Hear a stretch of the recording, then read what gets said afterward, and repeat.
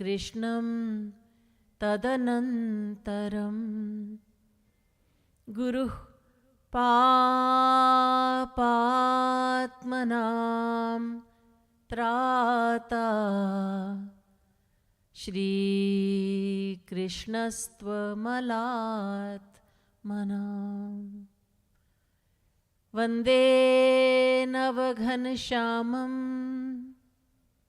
Pitakausheya Vasasam Sanandam Sundaram Shuddham Shri Krishnam Prakrite Param Namah Kamalana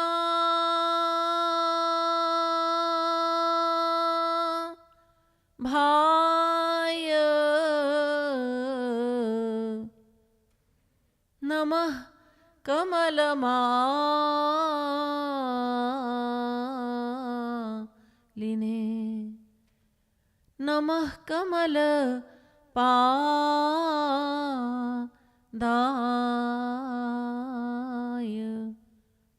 Namaste Kamalekshana Yo Brahmanam Vidadhati Purvam Yo Vai Vedanscha Prahinoti Tasmai Tagvam Ha Devamatma Buddhi Prakasham Mumukshurvai Sharanamaham Prapadye.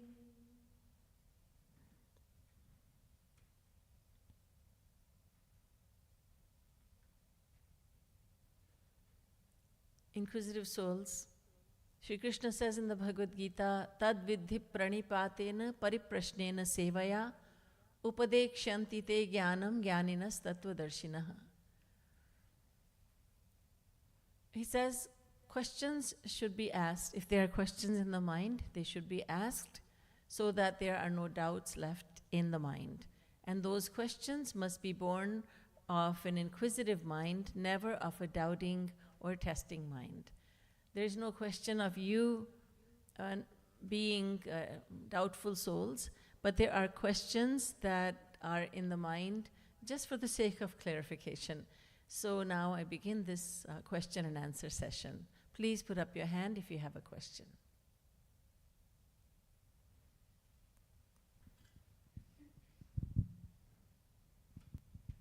Radhe Radhe. So how do we determine what exactly is the truth? Because we are always driven by perceptions, what we hear, sometimes our own past experiences, sometimes even by our own intuition. And with all this, sometimes you lose clarity. So what's the best way to figure out the truth? So the truth is not determined by what the majority believes. The truth is not determined by what we think individually, because our judgments are often wrong. Truth is determined by God Himself. And the truth is stated in the scriptures, in the Vedas and the scriptures that, the Vedic scriptures. So the truth, eternal truth, is in the Vedas and Vedic scriptures. And that is why we must always follow what's in the scriptures. Putting our judgments aside, we need to be objective, not subjective. And the Guru teaches what is in the scriptures, and so if you follow that, then you know that that is the truth. Having a true Guru, a genuine Guru, who is God realized, and he is extracting the knowledge, he's taking the knowledge out from the scriptures, and he is giving it to you. The inquisitive heart always knows, oh, this sounds like the truth. I feel it in my gut, I feel it in my heart. This is the truth. And so the truth is told by God in the scriptures. And that is that is what we should accept as the truth, the scriptural truth. The knowledge that is given by the Vedas and the Upanishads and the Purans, the Gita, Ramayana, that is the truth. Everything else is subjective. And the Guru is also not, Guru is very objective. He will give you the knowledge. Guru gives us the knowledge as it is stated in the scriptures. And that is why a true Guru, a genuine Guru, is essential, to tell us what the truth is. And the Vedas say, Tamaso ma jyotirgamaya. Take me, my Lord, from darkness to light. I am very much in the dark because I don't know the truth, and I want to seek the truth. So take me from darkness to light. To take us from darkness to light, we need one who is enlightened, and that is the Guru. So the Guru gives us the knowledge of the scriptures, and then we get to know what the truth is. And the very first thing to do in that is to be inquisitive, to really be a seeker, a true seeker. And the true seeker, when he or she, when I say he, I mean he or she, and I don't want to keep on saying he/she. When a seeker hears the truth, he knows this, yes, I instinctively feel it, that this is the truth. It has a lot of weight. So the saints' words of a Guru are very powerful. And the seeker feels that, oh yes, these words are very powerful, and my soul knows, I know that this is the truth. So to be a seeker is very, very important. To be inquisitive, to be humble is very important. That I am a seeker of truth. I don't know anything, but I am a seeker of truth. And then we can humble ourselves before a Guru and learn, without saying, but I know a thing or two as well. I know what's in the Gita. I know what's in the Ramayana. I know what's in the Vedas. So we need a true seeker, and then the truth is told by scriptures. That truth is disclosed by the Guru, and because the seeker is inquisitive and humble, he listens to the Guru, and then the truth is understood.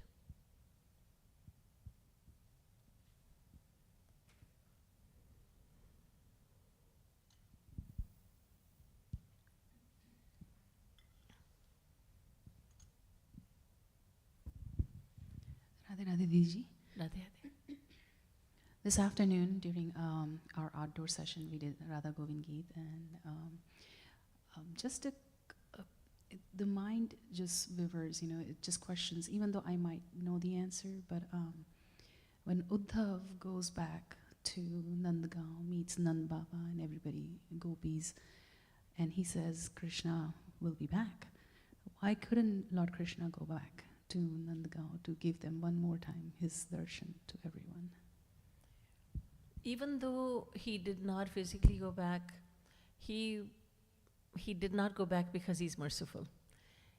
He has explained, Shri Krishna explains, that I want you to increase your love for me.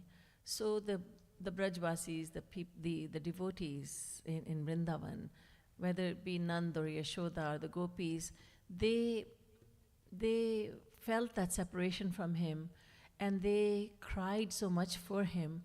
And he was then, because of that great feeling of separation that they felt from him, their hearts became so purified that they were able to see him everywhere.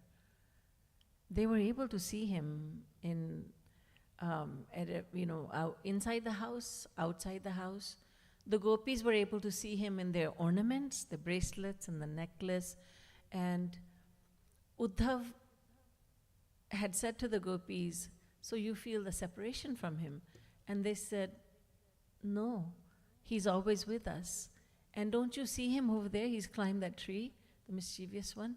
And Uddhav said, I cannot see him, but I can see him clearly.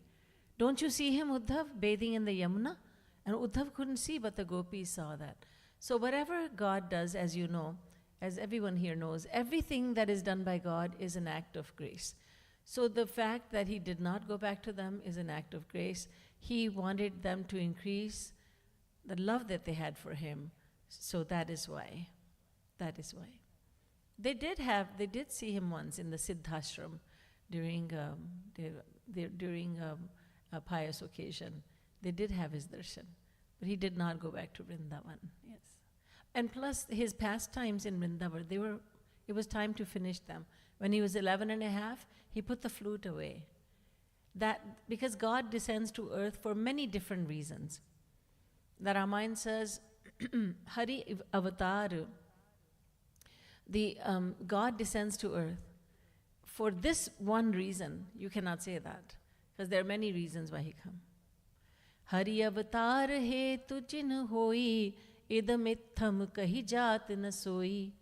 कि इसी एक कारण से भगवान का अवतार हुआ है, ऐसा नहीं कह सकते. Because there are many reasons why he descends to earth. It was his time now to move on to other pastimes. Now he had to kill Kunj, he had to get his parents out of the jail, and he had to do all that. And so now the loving pastimes were only performed till the age of 11 and a half, the most loving ones. Then from there he will go on to Dwarika, he'll become the king. Because he had so many reasons why he has come down to earth, it's time to move on to fulfill the other tasks. And that is why, that's another reason why he did not go back to Vrindavan.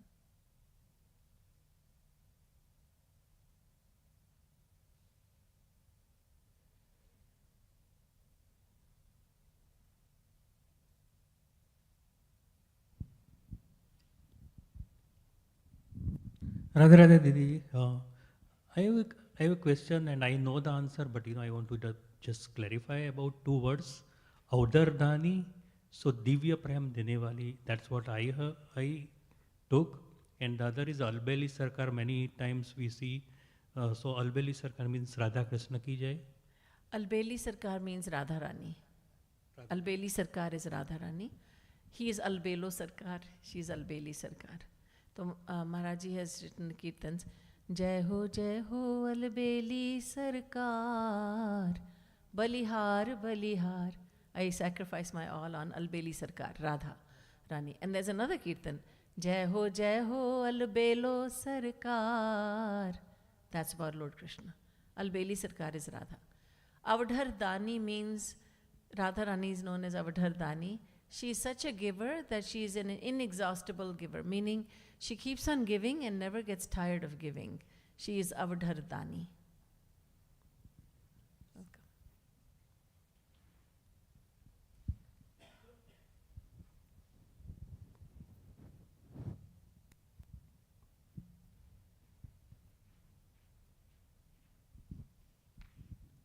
Radhe Radhe दीदी. राधे राधे.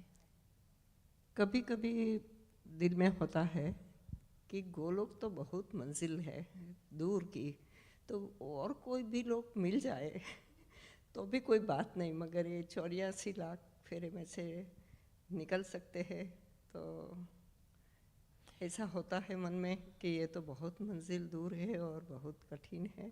जो मंजिल सबसे दूर है वो सबसे आसान है उसको प्राप्त करना. वास्तविकता तो ये है, गोलोक सबसे दूर है, सबसे ऊंचा है, और वहाँ जाना जो रास्ता है वो सबसे सरल है, सुगम है. बाकी कहीं जाना इतना सुगम नहीं है. इसलिए ये शंका नहीं होनी चाहिए कि वो वहाँ जाना तो बहुत दूर है और बहुत कठिन है. सबसे दूर तो है ही, लेकिन ऐसा नहीं, दूर का मतलब सबसे ऊंचा लोक वही है. उससे बढ़ के कोई लोक है ही नहीं, उससे आगे कोई लोक है ही नहीं. लेकिन जो रास्ता है श्री महाराज जी ने बताया वो सबसे सुगम है. So the question was asked, Golok seems to be too far away, so far away. Is it, so sometimes the mind says, why don't you aim for a lesser destination? But the answer is, no. Golok is the topmost abode of God. And yet beyond Golok there is no other abode. Divine Vrindavan is the ultimate abode. But to get there, the method is the easiest. To just love Shri Krishna without any desires. See, if we love him with desires, then it's very difficult, it's very challenging, because we always have to keep on making more and more desires. Then we have to say, oh, did he fulfill this desire? Did he not? There's always tension. If there's no desire, there's no tension. I did not desire anything from him. And so I'm just going to go about the business of loving him. That's it. So it's the easiest to reach Golok. It's not that it's the toughest to reach there. It's easiest to reach Golok, the highest, the greatest achievement, the highest abode. the abode of God, of Shri Krishna, beyond which there is no divine abode. Thank you दीदी। ऐसे भी कलयुग में वही महाराज जी बताते हैं मगर भूल जाते जब कर लेते। इसीलिए ये जरूरी है। Kanchan had a question over here.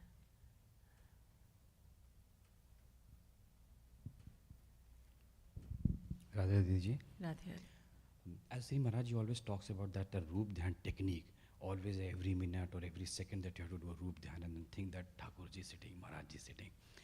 But like we sometimes we get engrossed in so much activity sometime in the life, like while driving, while I'm doing some problem solving, while working, you know. Intellect so much indulged that 2-3 hours even gets lost, and then we think that, hey, I have not even done that any Roop Dhyan or any thinking. Yes. How to concrete that level, even though our intellect is so indulged, but still we are able to do that kind of work, maybe, you know. And sometimes we always have that, like, oh my God, for 4 hours I left it and I didn't do even a think of Maharaj ji or Radha Krishna. Right. It just happens that you get so busy. So busy, And you like think, oh, 3, 4, 5 hours have passed. The whole day left. has passed. whole driving, or maybe I'm doing so much of indulged work, and then I lost for about 4 or 5 hours, and then That's why it's so good to have reminders. And I always say that, you know, we have such great technology these days that we should use it for this purpose. And the best thing is the alarm. You have hourly alarms that you can put on as many alarms as you want on the iPhone. It's such a simple technique. And we use the phone for so many purposes. The best purpose of the iPhone is that you can put on so many alarms. Every hour you're being reminded. It's such a wonderful thing. Like, you know, otherwise we would forget to get up in the morning, but the alarm goes off and then we get up. So every hour I'm going to think about Shri Krishna, but I might forget. iPhone says, I'll remind you. Thank you, iPhone. I think this technology is great. If it's used for this spiritual purpose, it's so wonderful. And we have so much technology that we can send ourselves reminders, alarms and other such reminders that, you know, we need to think. I need to think. Maybe a picture of Lord Krishna can pop up on the screen. I know that, you know, that can happen. Every so often the picture of God and Guru is showing up. And so where there's a will, there's a way. That we know also that we can be more careful. We can work harder to remember. And whenever we want to do something very badly, we are able to do it. And when there's a strong desire, we can make it happen. And technology is on our side, so it's good. It is a very powerful thing, this technology. Shri Maharaj used to say, it's wonderful. You can have your Guru's darshan sitting right at home, because you cannot always go to your Guru, but right at home you can have your Guru's darshan, you can hear his words. Maharaj used to love technology for that purpose. Otherwise, he used to say, this iPhone is going to drown everyone. Because it's being used for so many conversations, useless conversations. The addiction is there. But if it's used properly, then there's nothing like it. Technology is great. Welcome. Rajiv? Radha Didi. In line with the question that Didi asked about the Golok बहुत दूर है. So एक तो हौसला ये है कि महाराज जी ने बोला है कि वो हमारे साथ रहेंगे मंजिल तक. फिर एक थोड़ा हौसला इससे बढ़ता है अगर कोई एग्जाम्पल दिखें कि जिन्होंने पहुंच गए, महाराज जी के साथ जो रहे हैं, जो डायरेक्ट कांटेक्ट में आए हैं, और उन पे इतना इफेक्ट पड़ा होगा जो महाराज जी का कि कोई हमने कभी सुना नहीं कि महाराज जी ने कभी बोला किसी के बारे में कि भाई ये तर गया, या फिर उनका स्टाइल नहीं था. अपने लिए नहीं बोले तो किसी और के लिए क्या बोलते. उन्होंने अपने लिए कभी नहीं बोला कि मैं गोलोक से आया हूँ. ये तो this was out of the question. तो महाराज जी ने किसी के लिए कुछ नहीं बोला, लेकिन अपने आप को आइडिया तो थोड़ा हो ही जाता है कि और वैसे भी हम किसी को देख के नहीं कोई जजमेंट ले सकते, और महाराज जी ने किसी के बारे में नहीं कहा. और लेकिन हाँ, ये तो है कि अनंत जीव जो कर चुके हैं काम, हम भी कर सकते हैं उसको. अगर ये होता ना किसी ने अभी तक नहीं किया तो हम कैसे करेंगे, हम किस खेत की मूली हैं. लेकिन अनंत जीवों ने प्राप्त कर लिया तो हम भी कर सकते हैं. हमारे भाई बहन थे जिन्होंने किया, हम भी कर सकते हैं. और फिर हमारे पास जैसे तुमने कहा इतनी महाशक्ति हमारे साथ है, तो क्यों नहीं कर सकेंगे? So the question is that, to get to Golok, and did Maharaj ever mention that, the certain devotee went to Golok? And my answer was, Maharaj never admitted about even himself that he had come from Golok, that he was a divine personality. So there was no question of him disclosing anything about anyone. But only thing is that we can have full hope that I will reach there. We can be very optimistic, and with a reason that countless souls have gone to Golok, and they were our own brothers and sisters. They were just like me. They were just like us. So why will I not reach there? I will certainly reach there. And with such a guru guiding me, I will definitely reach there. Again, where there's a will, there's a way. So we don't have to worry about anything else really, except for our own desire. How strong is my desire to get there? See, we talk about Golok and all that, but then we have to think, how much of a desire do I have in the first place? A young lady had said to Maharaj, and she told me this story herself. She went to Masuri and she had Maharaj's darshan, and she said she had known about Maharaj before, and she said, Maharaj, I want to attain Radha Krishna in this very life. And she was a single young lady. I want God in this very life. I don't want to wait till next life. In this very life. Shri Maharaj said, oh, okay, good, very good. So you probably are not going to get married, are you? She said, Maharaj, I'm already engaged. So what Maharaj was saying is, if you have such a desire for God, on the other hand, you're getting married, so you're getting away from the path. You're not married yet. That is not to say if somebody's married and they come into satsang, that's a bad thing. But if you're not married and you really say to me that you really want to attain God, then it doesn't make sense you going in that direction. So how strong is our desire? We say we want to go to Golok, but how hard are we working for this? How hard am I working to get there? So there's no other problem really. The problem is our own mind. It desires both. It desires God to a certain extent, but it desires the world also. Ay, sansar bhi chahiye, Bhagwan bhi chahiye, sansar bhi chahiye, Bhagwan bhi chahiye. So that's why we're stuck like Trishanku, right, in the middle. So our desire has to be very strong, and then we will get there. There's no other problem that Golok is far, or it's it can't be done, it's very difficult. No. It's our own mind. Does it really want? Or are we just fooling ourselves? Do I really want to go to Golok, or am I good? I'm good returning over here. It all starts with a strong desire. महाराज जी ने नहीं बोला, but आपको पता है कि कोई गया, मतलब एक कन्फर्मेशन कि भाई हाँ मुझे पता है. किसी ने फोन तो किया नहीं वहाँ से. No, मेरे को भी नहीं पता.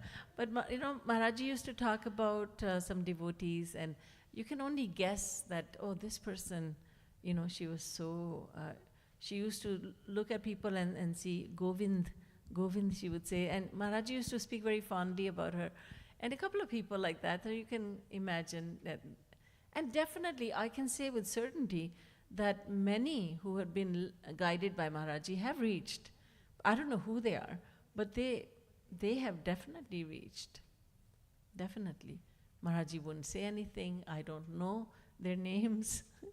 Ata pata nahi malum unka. Lekin gaye to hai, jarur. They have definitely reached Golok. Yes. Rhythm has a question. Oh, you have a mic in front of you.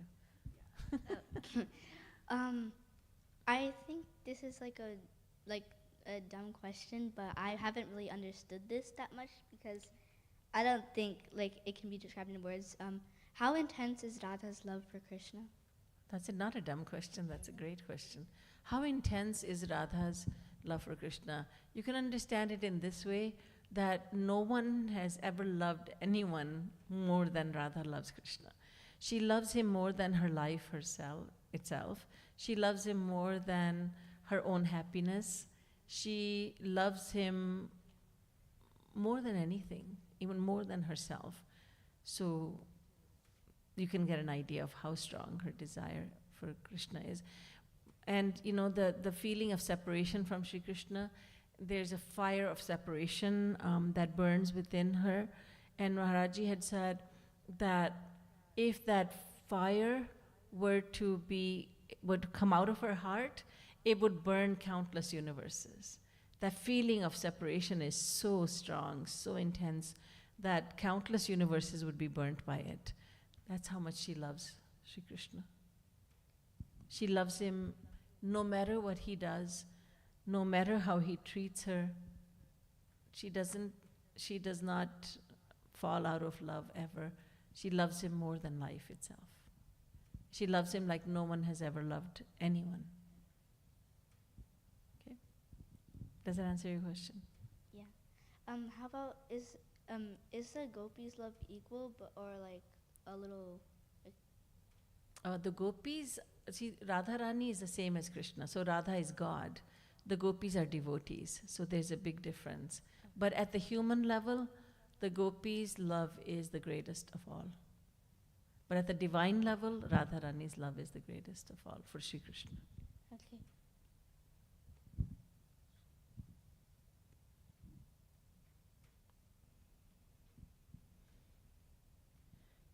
Radhe Radhe Didi Ji. Where are you? This is Aryan from AV. Radhe Radhe. We have a question on YouTube. Yes. So the question is, which sloka did Vedvyas ask his devotees to recite to Shukdev? The first time or the second time? He said, was it the one about Putna or the when Krishna was grazing the cows? Okay. The first one was describing the beauty of Shri Krishna, and that was Varha Pidam Natvarvapuh Karnayoh Karnikaram Vibhradvasa Kanaka Kapisham Vaijayantim Chamalam Randhran Venoradhara Sudhaya Purayan Gopa Vrindair Vrindaranyam Swapadaramanam Pravishad Gita Kirti.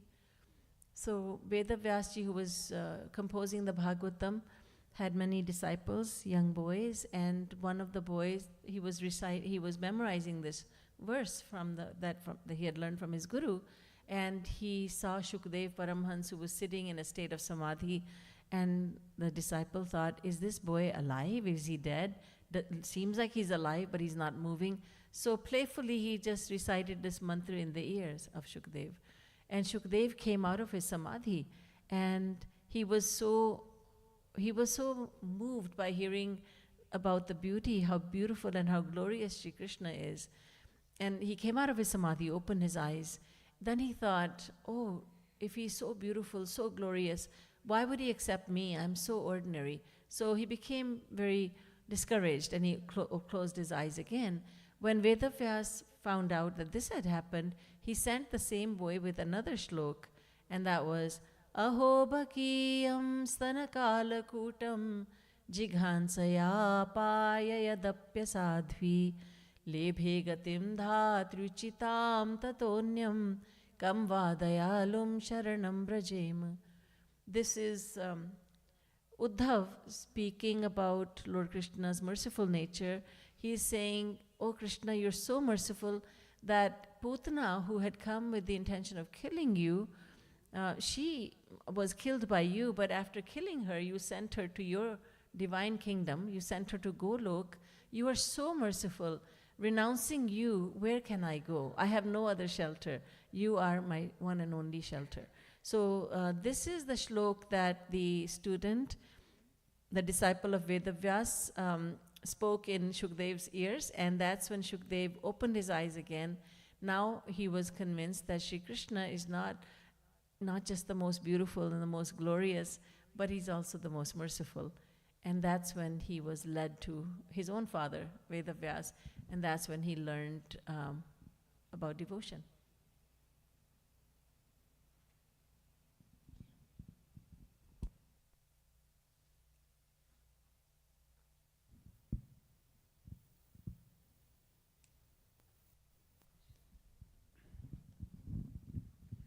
Radhe Radhe Didi Ji. The other day in Divyopadesh I heard Maharaj Ji said, हम सब मायाबद्ध हैं और ये हो ही नहीं सकता कि कोई भी मरने के समय भगवान का नाम ले, बिकॉज हम सब मायाबद्ध हैं. तो maybe I didn't get the message properly. I thought that हम कर ही नहीं सकते, हम पा ही नहीं सकते, वो स्टेट हमारा इस जन्म में या अगले जन्म में आ ही नहीं सकता कि भगवान का नाम ले सकें. Is that, did I You get it misunderstood incorrectly? it. I'll Misunderstood. explain it, yes. What Maharaj ji was saying, Hindi में बोलती पहले. महाराज जी ये कह रहे थे कि जो मायाबद्ध होता है अंतिम समय में, जैसे श्री कृष्ण ने कहा अंत काले च मामेव स्मरण मुक्त्वा कलेवरम, जो अंत समय में शरीर छोड़ते हुए मेरा स्मरण करता है वो मेरे पास ही आएगा, इसमें कोई संशय नहीं है. तो लेकिन मायाबद्ध जो होता है उसके लिए मृत्यु का समय जो है बहुत ही दर्दनायक होता है. इतना दर्द होता है उसको, इतना कष्ट होता है कि वो असहनीय होता है. और एक हद तक तो हम दर्द को सहन कर लेते हैं, कष्ट को सहन कर लेते हैं, लेकिन जब वो सीमा लांघ जाता है, वो दुख, वो दर्द, फिर हमारा मन, हम बेहोश हो जाते हैं, हमारा मन काम करना बंद कर देता है. तो मृत्यु से पहले मूर्छा आती है, और क्योंकि हमारे शरीर छुड़वाया जाता है, आत्मा निकलवाई जाती है, तो उसमें बहुत कष्ट होता है. ऐसे जैसे सैकड़ों बिच्छू एक साथ काट रहे हों, वो कष्ट कोई मायाबद्ध नहीं सहन कर सकता. तो पहले तो मृत्यु आती है, फिर अंतिम काल, अंतिम समय आता है, अंतिम क्षण आता है. तो जब वो बेहोश है तो बेहोशी में कैसे वो भगवान का नाम लेगा या संसार का स्मरण करेगा. इसलिए श्री महाराज जी ने कहा कि लोगों ने बहुत गलत समझ लिया है कि अंत में जैसे हमारे दादाजी की मृत्यु हुई, उन्होंने भगवान का नाम लिया, वो तो सीधे वैकुंठ में चले गए होंगे. लेकिन हमें लग रहा है कि उनका अंतिम समय था, और हमने जो देखा, उन्होंने कहा राधे मान लीजिए, और उसके बाद मूर्छा आई, फिर मृत्यु का समय आया. तो अंत समय में तो नहीं बोला कोई, वो नहीं बोले थे राधे. तो अंत काल में जो अपना शरीर छोड़ता है, इसका मतलब केवल संत ही छोड़ता है, हमारा तो छुड़वाया जाता है मायाबद्ध जीव का. तो जो अपनी इच्छा से, स्वेच्छा से छोड़ता है शरीर, वो मेरे पास आएगा, इसमें कोई संशय नहीं. So Shri Maharaj Ji was explaining a verse from the Bhagavad Gita, and that has confused a lot of people, not knowing the real meaning of that. Shri Maharaj Ji was explaining it, that Shri Krishna says in two verses in the Bhagavad Gita, which say that if you think of me at the last moment, in your final moment of life, then you will surely come to me, says Shri Krishna. But Maharaj Ji said in that lecture that we watched, 20-minute brief lecture we watch in the early in the morning during this retreat, Shri Maharaj Ji was saying in that Divyopadesh that it's not possible for someone who's controlled by Maya to think of God at the last moment. So I'm just explaining what Shri Maharaj Ji meant by that. At the last moment, no one who is controlled by Maya can think of God. But why not? Because the pain of death is it's very intense. Because we don't want to leave this body. We don't want to leave this world. We don't want to leave the family. So the messengers of Yamaraj, the god of death, they come and they forcibly take the soul out of the body. And there is so much pain involved in that because we are attached to the body, we are attached to the world, the family, that that pain is it can be compared to the pain of hundreds of scorpions biting you at the same time, which is extremely painful. And no one can tolerate that much pain. And when the pain becomes too much to tolerate, we always lose consciousness. So when we see that a person has said the name of God, let's say that he has said Radhe, and we say, oh, he died. And Lord Krishna says, at the moment of death, if you think of me, if you take my name, you'll come to me. Oh, then my loved one has gone straight to Golok. But this is not so, because we don't understand that before the moment of death comes, the person becomes unconscious because there's so much pain. So he becomes unconscious. And then right after that, death comes. So he didn't utter the name of God. He could not think of God at the last moment, could he? Because he's unconscious. The only one who can take the name of God and who can think about God is a saint who is always thinking of God. No one is forcing him to leave the body. He is willingly leaving the body. Sant log to swecha se sharir chhodte hain. They don't have any problem leaving the body. There's no attachment to the body. So the saint leaves his body willingly, and so he doesn't lose consciousness. He's always thinking of God in the first place, so he's thinking of God at the last moment. Is that clear? Clear? Yes? Richa? Clear? Okay. Yes. Radha Radha Didi Ji. Many people like myself were not fortunate enough to meet Shri Maharaj Ji. Would you kindly please share his last few days on earth? He was a divine soul, so I'm sure there was nothing related like what us, what human being will be like, but how was he in his last few days or months, if you had experienced that? Thank you. Maharaji didn't give us any clue as to the fact that he was planning to leave, because he left willingly. There's always an excuse, like Ramakrishna Paramhans, he left his body willingly, but he was suffering from throat cancer. Adi Shankaracharya left his body at the age of 32, and he was suffering from dysentery. So there's always an excuse. Maharaji's excuse was that he fell down. Maharaji used to walk, and 3 times a day. He was walking in the angan, in the courtyard, which is very spacious. But that particular day, he decided to go to the back portion, and a couple of boys went there. Maharaji looked at them and said, "No, go back." He wanted to be alone. And then the excuse was that he fell down.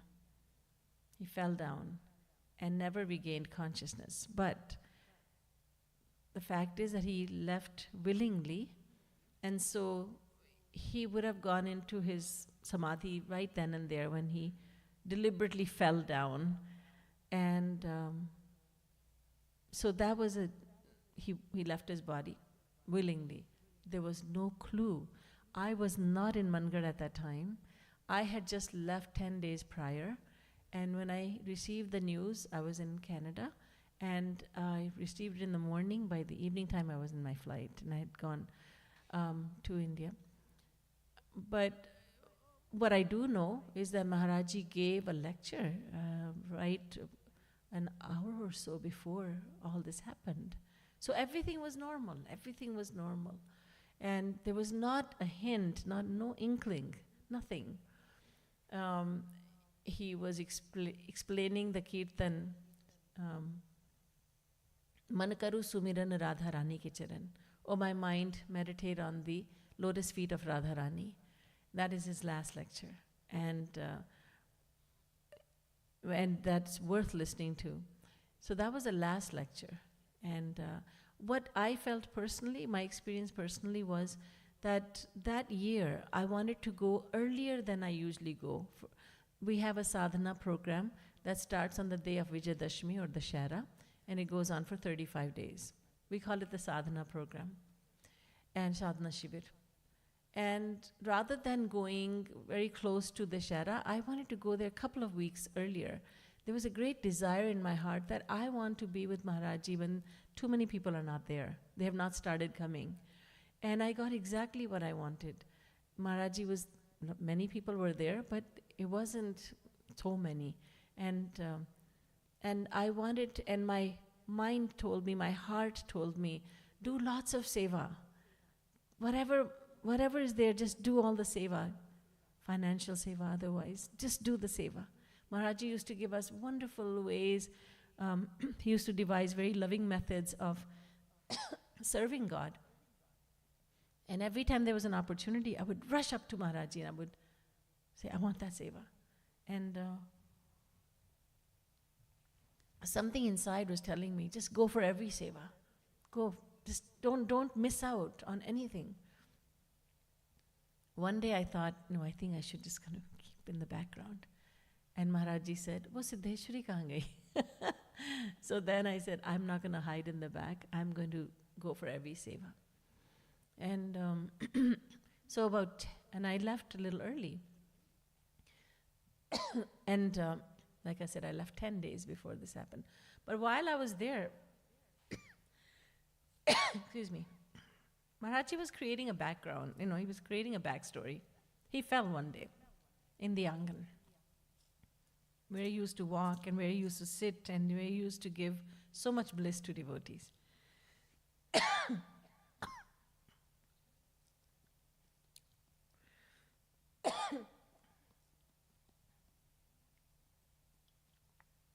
And I, along with others, some others, we saw from one of the screens, because there were cameras there, that Maharaj has fallen, so we rushed over there.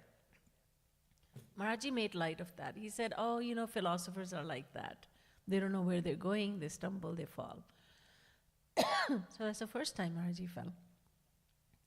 Then second time was when I heard, and I knew this was serious. And first time Maharaj had we just brushed it off very lightly. And 10 days later it happened, or a few days later it happened, and I was already in Canada. I had left. I'm really grateful that I was there when I was there. Also because in those days, right before Maharaj left his body, I asked Maharaj to name this ashram, which was not built yet. And Maharaj said, Abhi to bana hi nahi hai. It's not built yet. I said, Maharaj, can you please name it anyway? And I thought he would not, because Maharaj said, Abhi to bana nahi hai. Then Maharaj said, closed his eyes, and he said, Iska naam rakh do Yugal Kunj. I am so grateful for that. And Maharaj named it. So that's my experience from that time.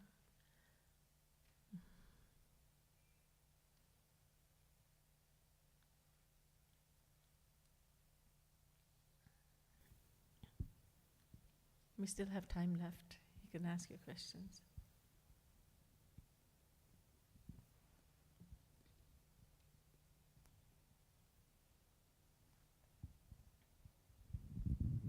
Radhe Radhe दीदी जी, आसक्ति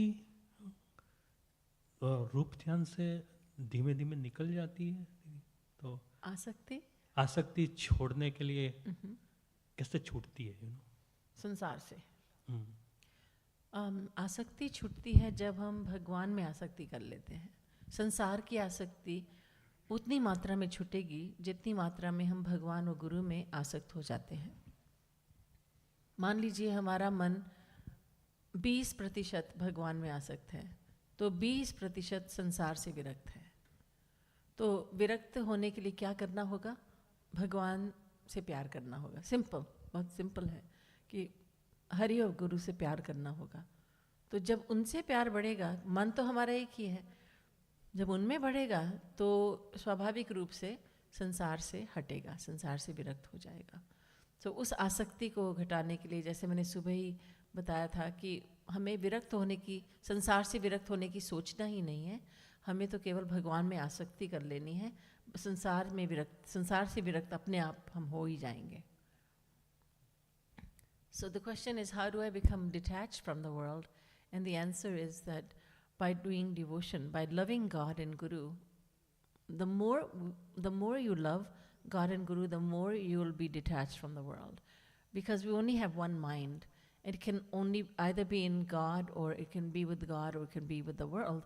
And if the mind is 20% with God, then it's 20% detached from the world. If it's 90% attached to God, then there's just 10% attachment to the world. So you see in the world, there are people who are very attached to the world, to their world. We're not attached to the whole world. We're attached to only few people that we call our own, my own flesh and blood. So we're only attached to very few people. So everybody's attached to their own world. Some people are very attached, some people are less attached, some people have become very detached. So why is this person so detached? It's because he has become very attached to Radha and Krishna and his Guru. So attachment to God and Guru is what we need to do. So it becomes very simple. We don't have to think about the painfulness. We think that virakti, sansar se virakti, badi painful hai. It's, dardnak hai. Aisa hai nahi. But we just become attached to God and Guru, and detachment from the world will follow automatically. You're welcome. Radhe Radhe Didi Ji. Radhe Radhe. We have another question from YouTube. Okay. The question is, even after setting an alarm on my phone to regularly remember God for 2 seconds, I still do not see any change of result. What am I doing wrong? It's just the continuity, perhaps, that you're setting an alarm, but maybe you're not doing it every day, and sometimes bad sanskars come, so it takes a while to see the results. But I would say just keep on trying, and when the alarm is there and you are thinking about God or Guru, thinking about Shri Krishna or Guru, that has to bring about the desired effect. Sometimes you don't see the effect. That does not mean that it's not helping. It is helping. Just go with the process, and the process should continue, and you will see the result. If not today, then tomorrow. If not tomorrow, then in the future, you'll see the result. Sometimes, when you start to eat healthy, you say, well, I don't feel any different. But the healthy food you're eating, and you're staying away from fast food and junk food, it is helping you, but you don't feel that it's helping you. The sadhana you're doing every day, you think, I don't know, I don't feel any change within me. It is changing you, but you don't realize it. Main thing is you just do it. Go through the process. Do what your Guru tells you to do, and that's what Shri Maharaj Ji says. Do this. Do think of him every hour on the hour. And you put on the alarm and you're thinking, just go through it, and don't worry about the end result. It is helping you, but it will show up sooner or later. Sometimes, as I said, because of bad sanskars from the past, you don't see the effect, you don't see much of the effect, or you don't see any effect, but that does not mean that you're not changing from within. Absolutely, you're changing from within. It's like a person who's put some sugar in water, and he's drinking it. He said, I don't taste the sweetness. It's because he is suffering from a disease that is preventing him from tasting the sweetness. But the water is sweet. He's just not experiencing it. The Roop Dhyan that you're doing, it is taking effect. You're not experiencing it. You're not thinking it is giving you any benefit, but it will show the benefit. Your benefit will be, they will become evident. Just don't give up.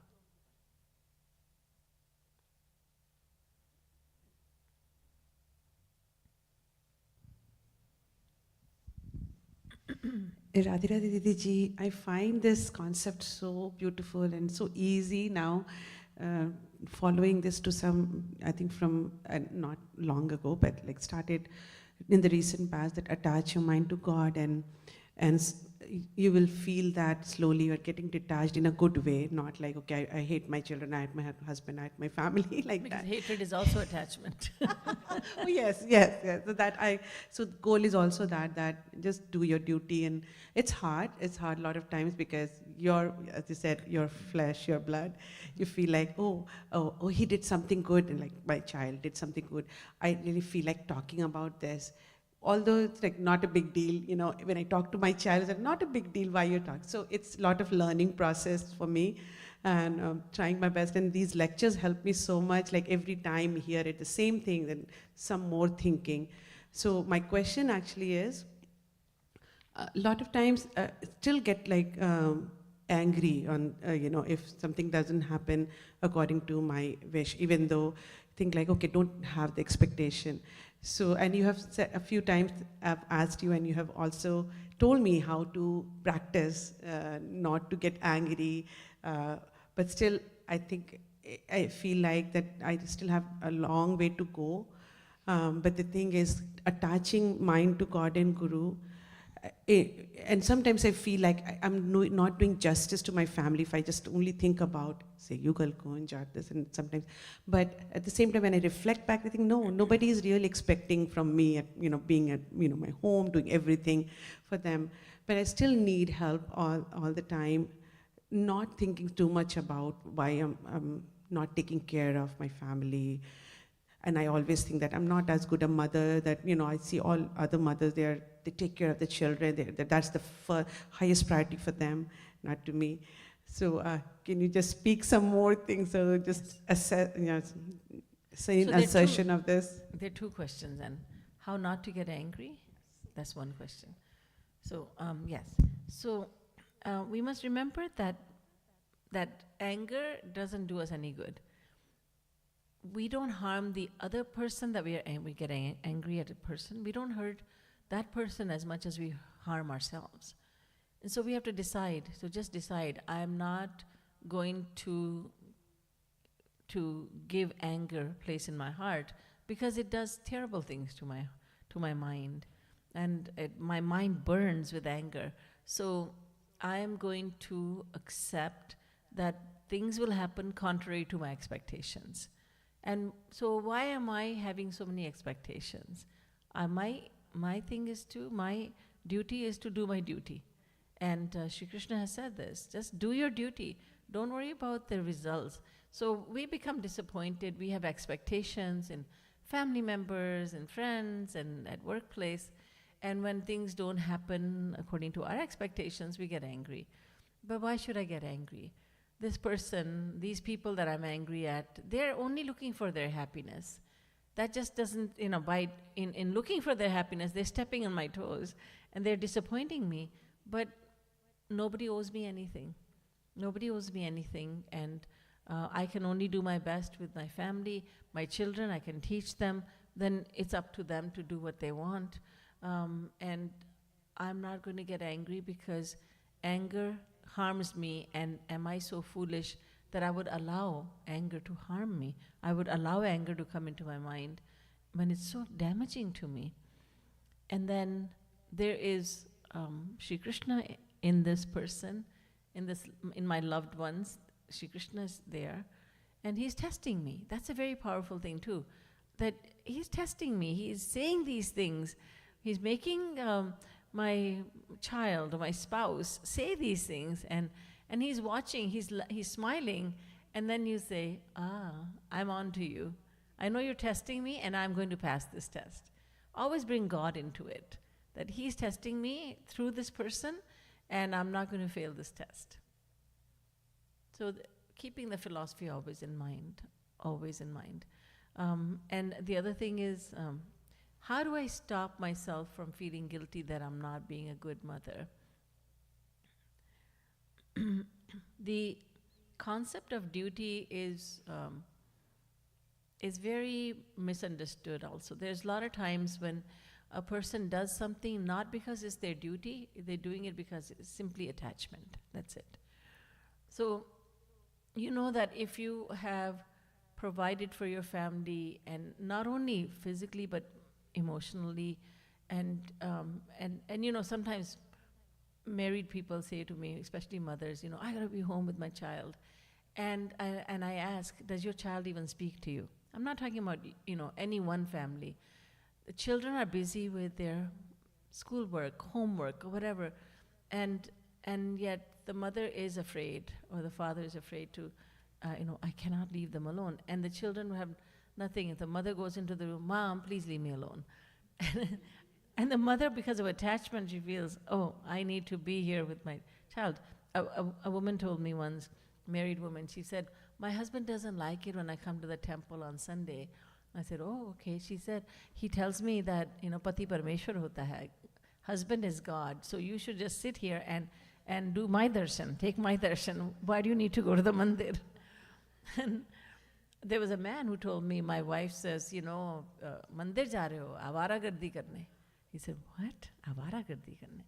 Who do you meet over there? Doubtful mind and all that. So there's always somebody or the other who will try to make you feel, sometimes people will make you feel that you're not doing your duty, you should be home. There was a woman, a very nice devotee, she used to accompany me when I was going from place to place in the early days. And she had 2 children, and their father, husband, wife, kids, everybody was in satsang. So the husband, in fact, told the wife, you should go with Didi Ji, she's all alone, she's traveling. So husband and wife are in agreement.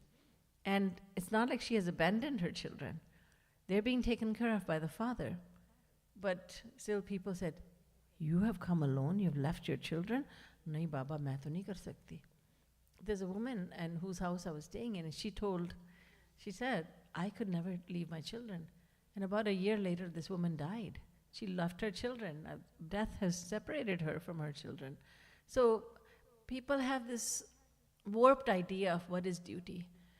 What about the highest duty? The duty to love God and to serve God. if that duty is missed, nobody will ever tell you, society doesn't say, hey, you know what, you should do the highest duty. That doesn't mean that the worldly duties should be forgotten. You're doing your duty, do both. And so society makes it so just so that you start feeling guilty. And when people make comments, you should create a balance. That's the buzzword I hear a lot. Create a balance. And that's what I'm saying. That's because that's what Maharaj has said. Create a balance. What does that mean? You're creating a balance. Have you stopped cooking for your family? Have you stopped taking care of your family? Has your house become, like a big garbage can? You're not cleaning it up. You're not doing your duty. You're not earning money. Have you stopped doing all that? No. And you've created a balance. You are doing devotion and you are taking care. But again, everybody has their own philosophy and everybody shares the gems of knowledge.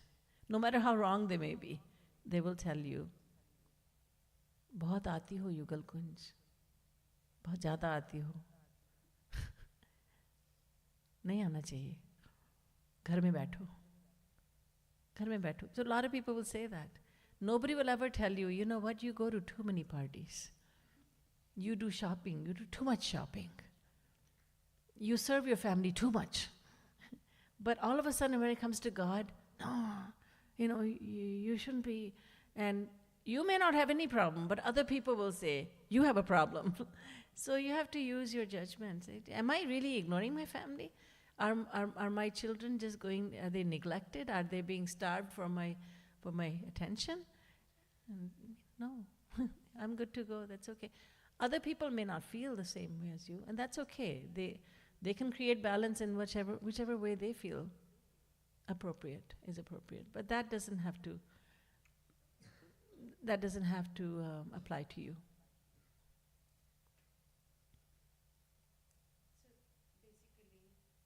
I have to constantly remind myself, whatever Maharaj is teaching, that is the ultimate, that I have to always remember, and not show my anger to somebody who tells me this, okay?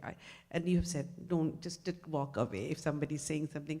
I try to do that these days, but they say, oh, she's so indifferent, and she only enjoys in Yugal, because nowhere else. Then you can also say, I'm good, thank you. There was a devotee, and she said somebody was always telling her that she was very attached to me. Now she came into satsang, others had gone to preach, but some people's, sanskars are connected to one particular person. So her sanskars were connected very heavily to me. But because of being attached to me, she came into satsang. That's not a bad thing. So somebody would always just, you're too attached to Siddheshvari Didi. And she would cry to me, oh, so-and-so is saying this. And I said, stop crying. So it's all right. Finally I said, ask this person, who every time she sees you, she said, you're too attached to. Just ask her, is it wrong to be attached to Siddheshvari Didi? She said, is it wrong to be attached to Siddheshvari Didi? And the other person said, no. That was the end of that. Is it wrong to come to Yugal Kunj? Really, am I learning something wrong by coming to the mandir, to my guru's ashram? Is it wrong? Is it wrong to spend a lot of time here? Is it wrong? When I feel it's right. But thank you for your advice. So don't get angry, but just say, thank you, but I'm good. It works for me. It may not work for you, but it works for me, and I'm good. Thank you. One last question, if you have.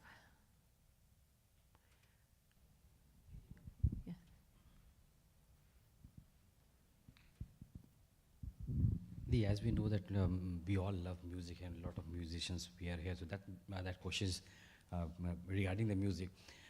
The way that sadhana used to be in the Mangar like 30 years back, 20 years back, all the slow pads and everything, now in fact all the DJ music has started coming along. People dancing and doing roop dhyan. DJ music. DJ, yeah. So if that helps, does the devotee have to go in that area to do that kind of music and roop dhyan, or maybe dance and joyfully? from time to time, if it, some people like very slow bhajans and kirtans, like on, every day of the week when we have sadhana over here, we do the slow ones. But when Sunday comes along, it's a community satsang, so we do a little faster ones. So a person typically desires variety, slow bhajans, medium pace ones, fast ones. And so it's not wrong to go to the DJ music from time to time. But for serious sadhana, you need something different. You need, not the DJ music, but the other one.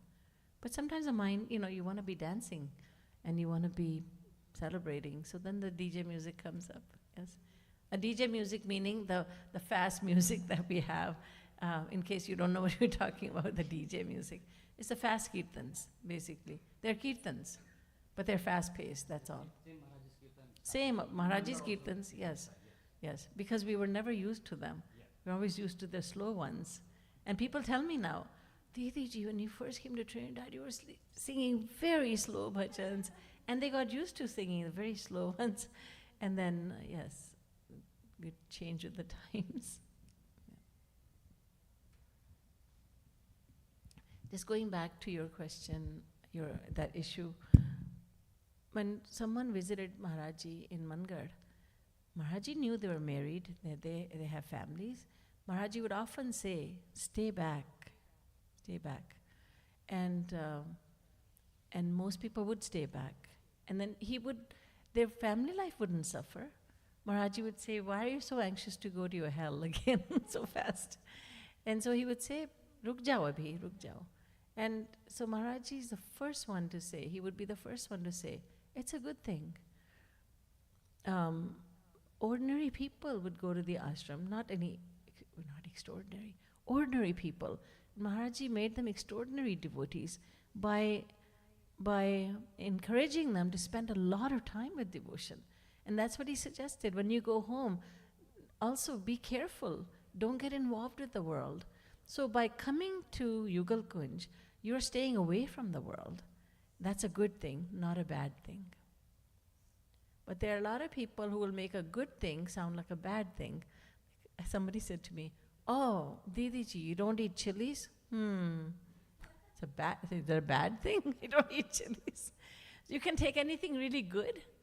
It's not good for health, and it's not, if you eat very, very spicy food, and it's not good for your, not good for anger management. And, you're eating a lot of chilies, you're going to have a lot of anger. And your guru has taught you, don't eat chilies. So you're trying to follow that small instruction.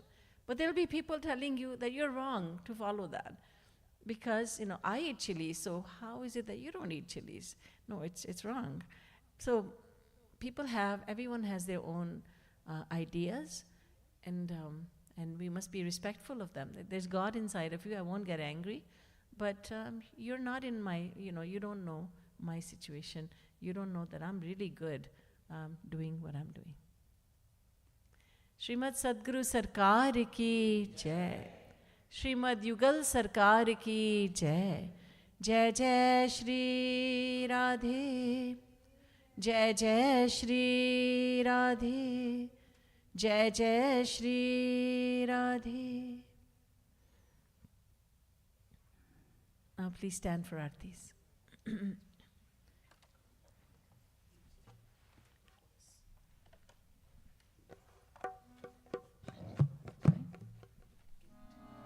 Go ahead, do Aartis.